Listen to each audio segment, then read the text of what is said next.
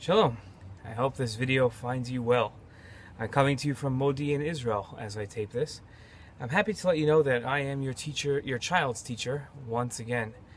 I've known you and your child for a few years now, and it's great to be back in the classroom with them again. There's one slight difference between this year and years past, and that is that I'm here in Eretz Yisrael, in the land of Israel, exactly where God gave us a land and asked us to live here. In 2014, my family was blessed to have a great opportunity and to move to Eretz Yisrael. We live in a place called Mitzpeh Yericho. It's a small village halfway between Yerushalayim and the Dead Sea. If you've driven on Route 1 from Jerusalem to the Dead Sea, which is the route that everybody takes, you've actually driven by my home and you've seen my beautiful village. It is about 2,000 people, a little over 450 families. I'm a teacher here in Eretz Yisrael at my yeshiva. It's a post-high school gap year boys American program called Migdal HaTorah. I'm actually standing right outside the Beit Midrash right now as I film this. We have boys from all over America and Canada that come from schools just like Scheck Hillel. In fact, our Rosh Yeshiva, Rabbi Dr. Darrell Ginsburg, is an alumni of the school of Hillel.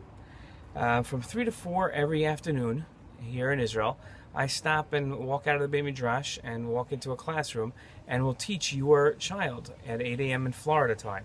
It's a great opportunity for myself and hopefully for your child as well.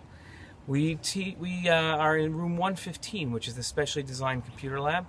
I can't boast that I'm the first teacher to teach from Eretz Yisrael to room 115, but I can say that I am, without a doubt, the happiest. Scheck Hillel had me try teaching the Capstone Beit Midrash program to last year's seniors, and it was a huge success.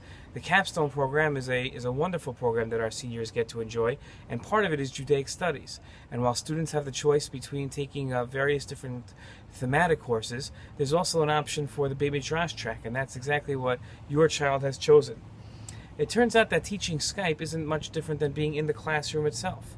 And this year, just like when I was there in person, I hope to cover a lot of different topics, including Chumash and Gemara, a little Jewish history, something from the weekly Torah portion, and even the festivals as they come up, especially here in the beginning of the year. A highlight for me is the Q&A that we have on Tuesdays. Every Tuesday, students are expected to come in with their own question that they have to hand in online.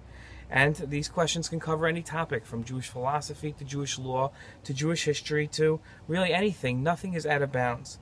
It gives your child the ability to ask whatever is on their minds, not what I want to teach or not what a curriculum was written on. I feel that it's very important for our students to be able to connect on an individual level to their Judaism, to make sure they find their place in the Torah.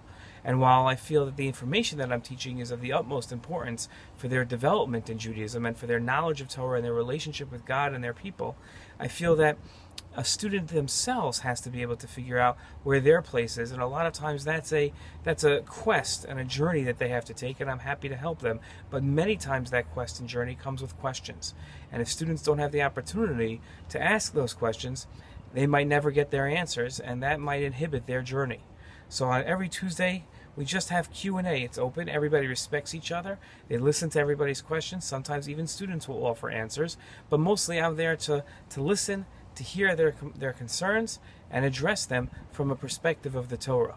And it really turns out to be an incredibly successful part of our week. The methodology that I use is very much the same as we use here in my yeshiva. It's a very rational methodology, and it's a very analytical methodology. We approach Chumash and the Gemara much the same way. We look for the concepts. We break down compounds. It's a similar methodology to that of chemistry, where you have many natural different phenomena that are bunched together, and we break them up to its separate components, trying to understand exactly what the different parts are. It's the benefit of this methodology is not only that your child is able to understand and gain knowledge, but they're able to gain skills, and those analytical skills to expand well past the page of a Gemara or a page of a Chumash. It extends into their personal lives. It extends into any situation that occurs, and it extends into their sciences and even their liberal arts classes, where their mind is trained in a methodology of analysis. Historically, this methodology has been called the Brisker method, after a town in Europe where somebody by the name of Rabbi Chaim Soloveitchik, the grandfather of Soloveitchik from Yeshiva University, came up with this method.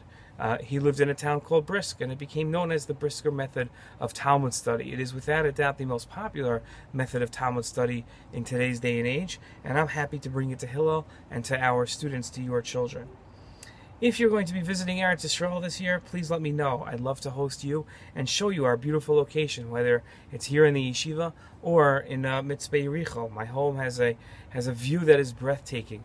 Jericho is spread out below us, the Jordan Valley, and towering above us off in the distance are the Jordanian mountains where Moshe Rabbeinu stood and told Bnei Yisrael all of the last book of the Torah, Sefer Devarim, Deuteronomy, before the Jews crossed over the Jordan River, which you can see from my home, right near the Dead Sea, which you can also see from my town, and crossed over into Jericho. You can tell I'm a little excited about living here.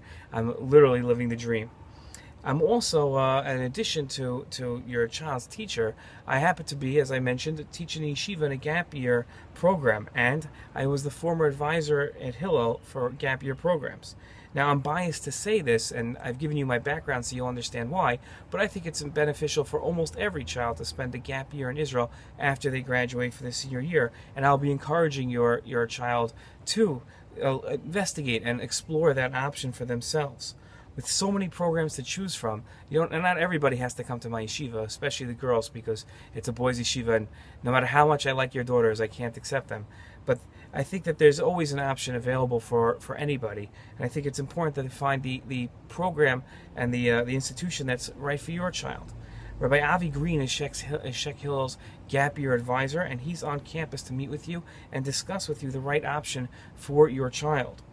I'm here if you'd like to talk as well. I'm here, and my American cell phone number is still the same. It's 561-739-2150. You can just hit rewind if you want to watch that again and get my number. And it's a free call from America and goes right onto my Israeli cell phone.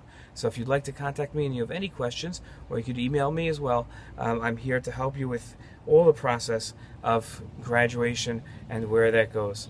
I look forward to, if you're going to send your child on March of the Living, I look forward to hosting them in Israel. Last year was great getting together with my students at the end of the year. But once again, most importantly, I'm here for your child as more than just a lecturer or instructor. I'm here to help them in their beautiful quest of discovering their individual connection with Judaism. Thank you for coming tonight. Sorry I couldn't be there in person. Not actually so sorry, but I'm sorry I couldn't see you in person. Shalom.